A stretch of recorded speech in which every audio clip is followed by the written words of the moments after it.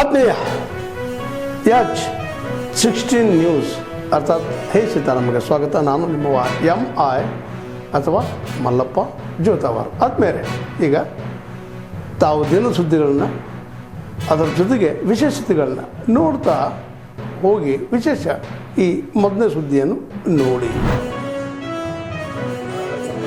KSRTC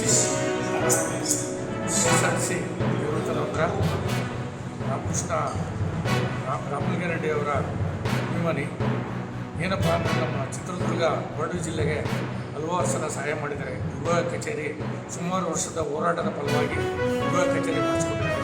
ನಮ್ಮ ಚಿತ್ರದುರ್ಗ ಜಿಲ್ಲೆಯಲ್ಲಿ ಎಲ್ಲ 6 ತಾಲೂಕಿಗೂ ಹೊಳಲ್ಕೆರೆ ಮತ್ತು ಮೊಳಕಾಲ್ಮೂರು ಘಟಕ ಎಲ್ಲ ಘಟಕಕ್ಕೂ ಮಾಡೋದಕ್ಕೆ ಭಾಳ ಸಹಾಯ ಮಾಡಿದ್ದಾರೆ. ಮತ್ತು ನಾವು ಯಾವತ್ತೇ ಬಡವರು ಕಷ್ಟಪಟ್ಟು ಹೋದರೆ ಬೆಳಗ್ಗೆ ಬೆಂಗಳೂರಲ್ಲಿ ಕೋರಮಂಗಲ ಆಫೀಸಲ್ಲಿ 9 ರಿಂದ 10 ಗಂಟೆ ತನಕ ಯಾರೇ ಕಾರ್ಯಕರ್ತರು ಅಭಿಮಾನಿಗಳು ನಮ್ಮ ನೌಕರರು ಯಾರೇ ಹೋದರೂ ಕೂಡ ಸಮಸ್ಯೆನ ಬಗೆಹರಿಸ್ತಿದ್ರು.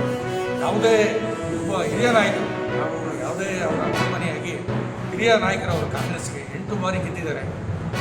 ವಿದ್ಯಾಮಂತ್ರಿಯಿಂದ ಹಿಡಿದು ಸಾರಿಗೆ ಮಂತ್ರಿಯಿಂದ ಹಿಡಿದು ಗೃಹ ಮಂತ್ರಿವರೆಗೂ ಭಾಳ ಕೆಲಸ ಮಾಡಿದ್ದಾರೆ. ಕಾಂಗ್ರೆಸ್ ಪಕ್ಷಕ್ಕೆ ಒಂದು ಬುನಾದಿ. ಅವರು ವಯಸ್ಸಹಜ ಇರೋದ್ರಿಂದ ನನಗೆ ಖಾತೆ ಬೇಡ ಅಂತೇಳಿ ಯೋಚಿಸಿಲ್ಲ. ಜಲಸಂಪನ್ಮೂಲ ಭಾಳ ಒಳ್ಳೆಯದು.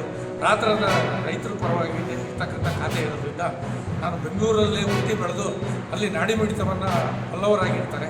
ಅದರಿಂದ ನನಗೆ ಕೊಡಿ, ಹಿಂದೆ ನೀವು ಮಾತು ಕೊಟ್ಟಂಗೆ ನನಗೆ ನಗರಾಭಿವೃದ್ಧಿ ಕೊಡಿ ಅಂತ ಕೇಳಿದರೆ ಒಂದು ಯಾವುದು ಯೋಚಿಸಿಲ್ಲ. ಅದರಿಂದ ಒಬ್ಬ ಹಿರಿಯ ರಾಜಕಾರಣಿಯಾಗಿ ಭಾಳ ಪ್ರಬುದ್ಧ ರಾಜಕಾರಣಿ ಯಾವುದೇ ಒಂದು ಅವರು ಇರ್ತಾರೆ. ನಮ್ಮಲ್ಲೂ ಕೂಡ ನೌಕರರು ಹಲವಾರು ಬೇಡಿಕೆಗಳನ್ನಿಟ್ಟಾಗ ಭಾಳ ಸಮಸ್ಯೆ ಬಂದಿದೆ. ಅದು ಅತಿ ಹೆಚ್ಚು ಚಿತ್ರದುರ್ಗ ಜಿಲ್ಲೆಗೆ ನಮ್ಮ KSRTCಯಲ್ಲಿ ಸಹಾಯ ಮಾಡಿದ್ದಾರೆ. ಅದರ ಅಭಿಮಾನಿಯಾಗಿ ನಾನು ಹೇಳೋದು ಇಷ್ಟೇ. ಅವರಿಗೆ ಅಲ್ಲಿ ಕಾಂಗ್ರೆಸ್ ಹೈಕಮಾಂಡು ಮತ್ತು ಅವ್ರನ್ನ ಮುಖ್ಯಮಂತ್ರಿಗಳಾದ ಶಿವಕುಮಾರ್ ಸಾಹೇಬರು ಮತ್ತು ನಮ್ಮ ಸಿದ್ದರಾಮಯ್ಯ ಸಾಹೇಬರು ಇವರೆಲ್ಲರೂ ಕೂರಿಸಿ ಅವರು ನ್ಯಾಯ ಕೊಡಿಸೋರಿಗೆ ನ್ಯಾಯ ಗೌರವವಾಗಿ ಕಾಂಗ್ರೆಸ್ ಪಕ್ಷಕ್ಕೆ ಒಂದು ಶಕ್ತಿ ಬರುತ್ತೆ ಅಂತ ಹೇಳ್ಬಿಟ್ಟು ಈ ಸಂದರ್ಭದಲ್ಲಿ ನಮ್ಮ ಎಲ್ಲ ಅಭಿಮಾನಿಗಳ ಪರವಾಗಿ ನಾನು ಅವ್ರನ್ನ ಕೋರಿಕೆ ಕೈ ಮುಗಿದು ಕೇಳ್ಕೊತೀನಿ.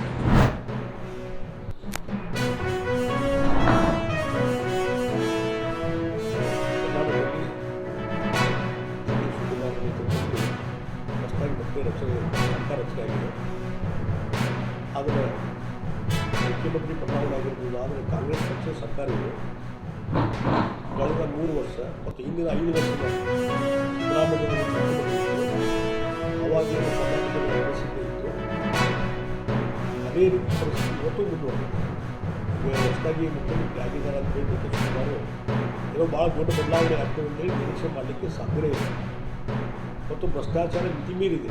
ಭ್ರಷ್ಟಾಚಾರ ಮಿತಿಮೀರಿದ ಬಗ್ಗೆ ಡಿ.ಕೆ. ಶಿವಕುಮಾರ್ ತಮ್ಮ ಯಾವುದೇ ರೀತಿಯ ಭಾಷಣದಲ್ಲಿ ಅಥವಾ ಎಲ್ಲೇ ತಮ್ಮ ಅಭಿಪ್ರಾಯ ವ್ಯಕ್ತಪಡಿಸುವಲ್ಲಿ ಭ್ರಷ್ಟಾಚಾರ ರಹಿತವಾದಂಥ ನಾನು ಸರ್ಕಾರ ಕೊಡ್ತೀನಿ ಅಂತ ಎಲ್ಲಿಯೂ ಹೇಳಿಲ್ಲ.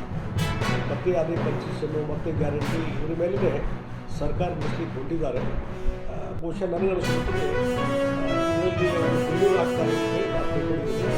ಮತ್ತು ಈಗ ಬರೀ 14 ಜನ ಸಚಿವರು ಮಾತ್ರ ನೇಮಕ ಆಗಿದ್ದಾರೆ. ಇನ್ನು ಉಳಿದವ್ರ ಬಗ್ಗೆ ಯಾವಾಗ ನೇಮಕ ಆಗ್ತಾರೆ ಏನು ಗೊತ್ತಿಲ್ಲ. ಅಲ್ಲಿವರೆಗೂ ಈ ಗೊಂದಲ ಕಂಟಿನ್ಯೂ ಇರ್ತದೆ. ಆ ಹಿನ್ನೆಲೆಯಲ್ಲಿ ಇವತ್ತು ಹೊಸ ಸರ್ಕಾರ ಬಂದಿದೆ, ಅವರಿಗೆ ಅಭಿನಂದನೆ ಸಲ್ಲಿಸ್ತೀವಿ. ಆದರೆ ಒಳ್ಳೆಯ ಆಡಳಿತ ಕೊಡಿ ಅಂತ ಹೇಳ್ತೀವಿ. ಆದರೆ ಎಷ್ಟೋ ಮಟ್ಟಿಗೆ ಅವರು ಒಳ್ಳೆಯ ಆಡಳಿತ ಕೊಡ್ತಾರೋ ನಮಗೆ ಇವತ್ತು ಕ್ವಶನ್ ಮಾಡ್ತೀವಿ ಅಂತ ಈ ಸಂದರ್ಭದಲ್ಲಿ ಹೇಳ್ತೀನಿ.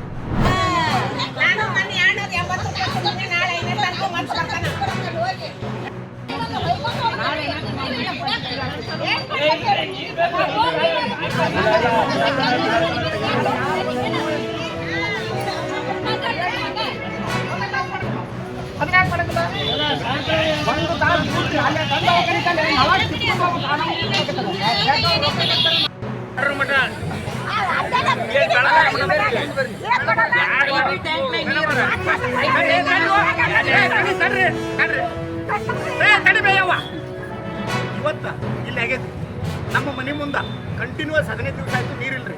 ಇವತ್ತು ಇವ್ರು ಬಂದ್ ಮಾಡ್ಯಾರ್ರಿ. ನಾಳೆ ನಾನು ಮುನ್ಸಿಪಾಲ್ಟಿ ಕಿಲಿ ಆಗ್ತದೆ ನೀರು ಬಿಡಲಿಲ್ಲ ಅಂದ್ರೆ ಇವತ್ತು ಸಾಯಂಕಾಲ ತನಕ ನೋಡ್ತೀನಿ ಸರ್. ಇದಕ್ಕೆ ನೀವು ಸಾಕ್ಷಿ ಇದ್ದೀರಿ ಸರ್. ನಾ ಹೇಳಕತ್ತೀನಿ ಮದೀನಾ ಮಸೀದಿ ಮುಂದೆ ಕ್ರಿಕೆಟ್ ಆಗ್ತದೆ ದವಾಖಾನೆ ಇನ್ನು 1 ನಿಮಿಷ ರೀ. ಇವತ್ತು ಆಗಲಿಲ್ಲ ಅಂದ್ರೆ ನಾಳೆ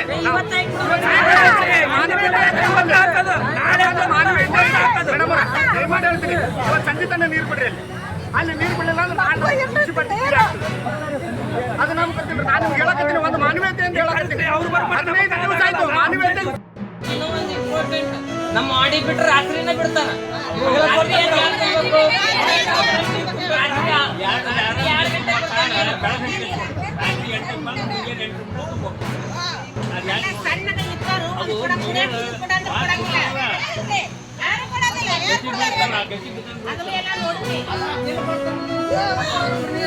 ಮುಖ್ಯಮಂತ್ರಿಯಾಗಿ ಡಿಕೆ ಸರ್ಕಾರ ಅಂತ ಹೇಳಿದ್ರು. ಡಿಕೆ ಸರ್ಕಾರದಲ್ಲಿ ರಾಮಲಿಂಗ ರೆಡ್ಡಿ ಅವರು ರಾಜಧಾನಿ ಕೊಟ್ಟರು.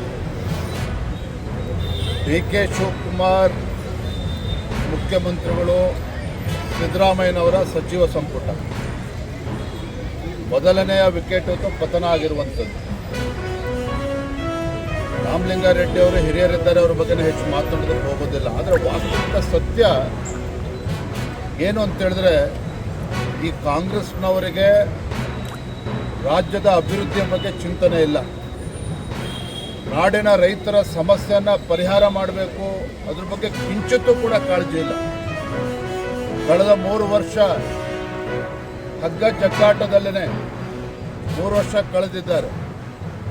ಯಾವುದೇ ಒಬ್ಬ ಸಚಿವ ನಾಮಕವಾಸ್ತೆಗೆ ಉಸ್ತುವಾರಿ ಸಚಿವರಷ್ಟೇ. ರಾಜ್ಯದ ಸಚಿವರು ಏನಿದ್ದಾರೆ ತಮ್ಮ ಜಿಲ್ಲೆಗಳಿಗೆ ಸೀಮಿತ ಆಗಿದ್ದರೆ ಹೊರತು ರಾಜ್ಯದ ಯಾವುದೇ ಜಿಲ್ಲೆಗೆ ಪ್ರವಾಸವನ್ನು ಮಾಡಲಿಲ್ಲ. ಆದರೆ ಈಗ ಡಿ ಕೆ ಶಿವಕುಮಾರ್ ಅವರ ನೇತೃತ್ವದಲ್ಲಿ ಸರ್ಕಾರ ಅಸ್ತಿತ್ವಕ್ಕೆ ಬಂದಿದೆ. ಇರೋದು ಕೇವಲ 2 ವರ್ಷ ಮಾತ್ರ.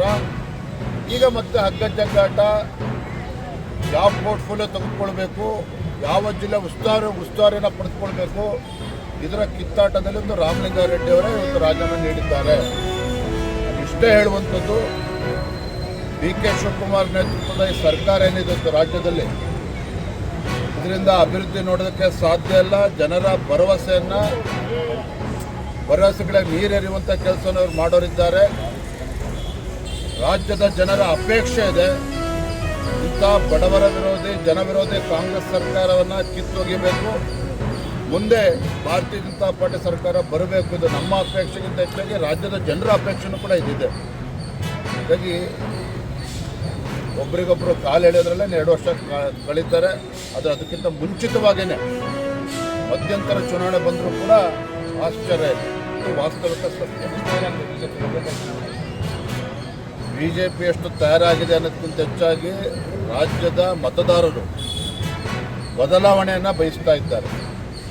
ಭಾರತೀಯ ಜನತಾ ಪಾರ್ಟಿ ಕಳೆದ ವಿಧಾನಸಭಾ ಚುನಾವಣೆಯಲ್ಲಿ ನಮಗೆ ಹಿನ್ನಡೆ ಆಗಿರ್ಬೋದು, ಅದಕ್ಕೆ ಕಾರಣಗಳು 100 ಇದ್ದಾವೆ. ಆದರೆ ಇವತ್ತು ರಾಜ್ಯಾದ್ಯಂತ ನಮ್ಮ ಪಕ್ಷದ ಕಾರ್ಯಕರ್ತರು ಸಹ ಯಾವುದೇ ಸಂದರ್ಭದಲ್ಲಿ ಚುನಾವಣೆ ಬಂದರೂ ಕೂಡ ಸಜ್ಜಾಗಿದ್ದೇವೆ ಅನ್ನುವ ವಿಚಾರದಲ್ಲಿ ಯಾವುದೇ ಗೊಂದಲ ಇಲ್ಲ. ಕಾರ್ಯಕರ್ತರು ಕೂಡ ತಯಾರಿದ್ದಾರೆ, ಮತದಾರರು ಕೂಡ ನಮ್ಗೆ ಆಶೀರ್ವಾದ ಮಾಡ್ತಕ್ಕಂಥ ವಾತಾವರಣ ಇವತ್ತು ರಾಜ್ಯದಲ್ಲಿ. ತಾವೆಲ್ಲ ಇಲ್ಲಿವರೆಗೆ ಸುದ್ದಿಗಳನ್ನು ನೋಡಿದಿರಿ, ಜೊತೆಗೆ ವಿಶೇಷ ಘಟನೆಗಳನ್ನು ಸಹ ನೋಡಿದಿರಿ. ಅದು ನಿಮ್ಗೆ ಏನು ಅನ್ನಿಸ್ತು? ನಿಮಗೆ ಲೈಕ್ ಮಾಡಿರಿ, ಶೇರ್ ಮಾಡಿರಿ, ಕಾಮೆಂಟ್ ಮಾಡಿರಿ, ಜೊತೆಗೆ ಸಬ್ಸ್ಕ್ರೈಬ್ ನಿಲ್ಲಿಸ್ಬೇಡ್ರಿ. H16 ನ್ಯೂಸ್ ಅರ್ಥಾತ್ ಸಿದ್ದರಾಮಯ್ಯ ಸತ್ಯದ ಕೈಗನ್ನಡಿ ವಂದನೆಗಳು.